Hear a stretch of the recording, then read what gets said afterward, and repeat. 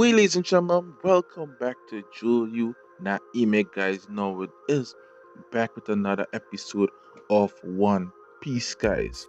This episode of One Piece was a pretty awesome episode. We get a lot of new information, guys. We got a pretty nice backstory on Yamato in this one. We also learn about the samurai who actually does look like Zoro in this episode, who was actually considered as a great swordsman, and a lot more information, guys. If you guys like One Piece, like this video, you know what it is. Let's get right into it.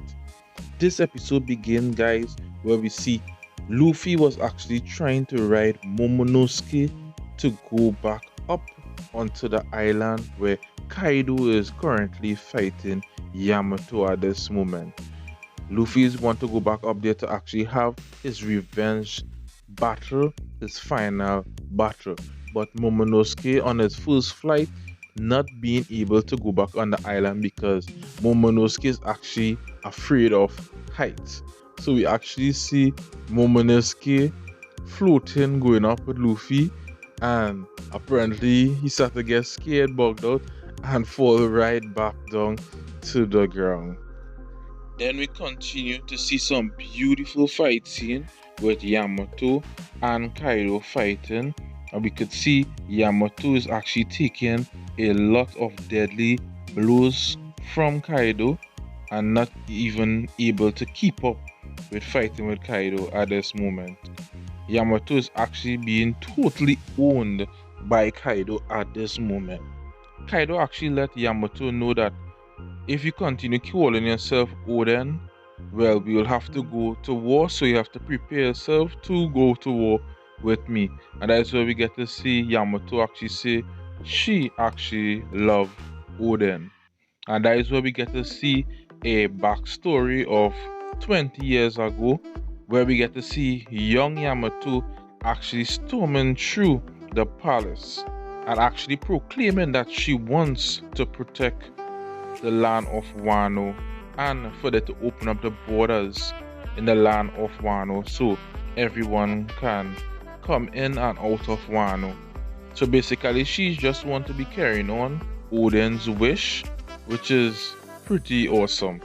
And at that point in time she was real young, and she was actually owning fighters who actually way older than her. But we even get to see at that age, we see Yamato actually used Conqueror's Haki and took down a lot of the members who was there trying to hold her down.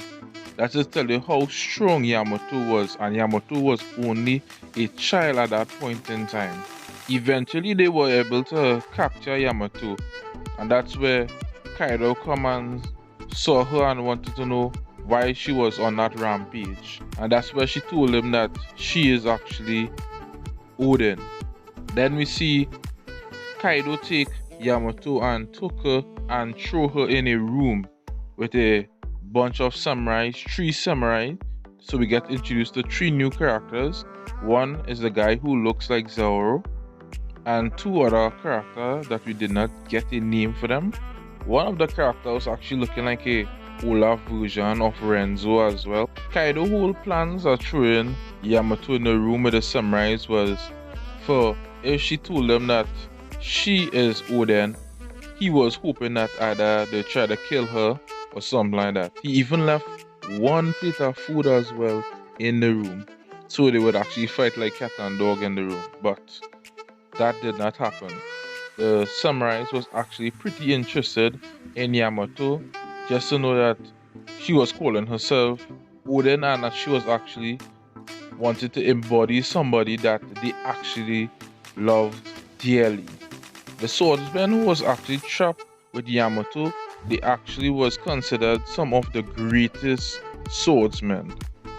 But to see them trapped so easy was pretty hard to understand, because it didn't really get a good backstory on them.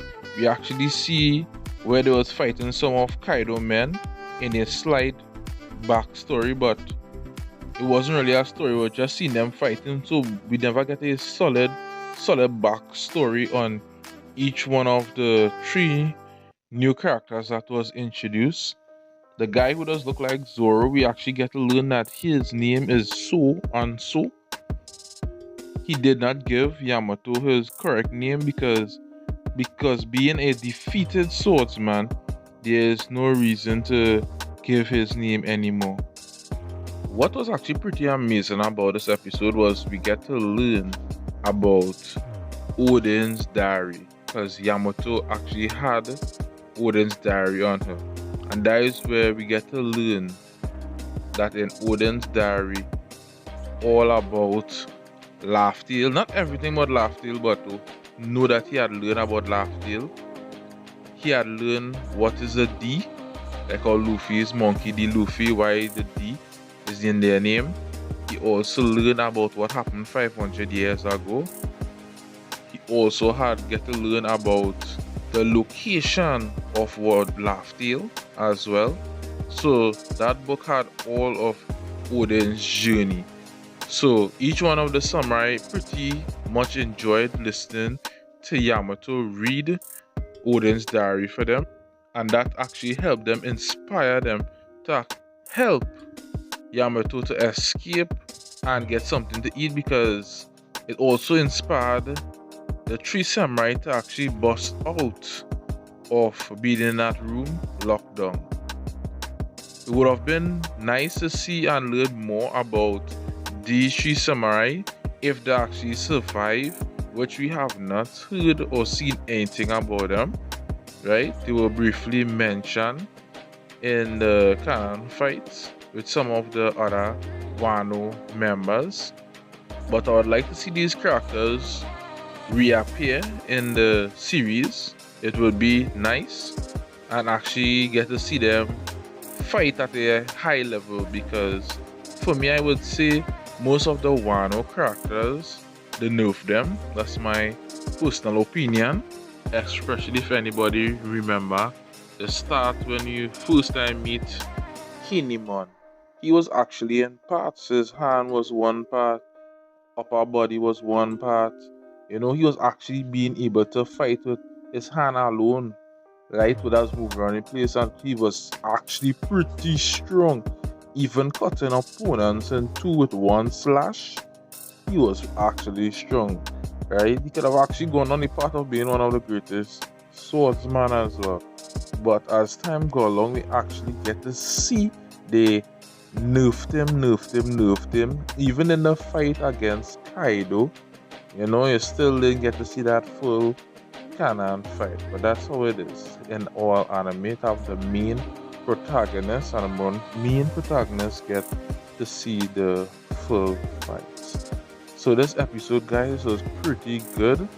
We get to learn a little bit about Odin. We get to learn a bit about Yamato and her journey to become the next Odin and being able to help open the borders for the land of Wano, guys. It is. It's your boy Juyu Naime. Hope you guys check out this next video that will pop up on your screen, and I'm out.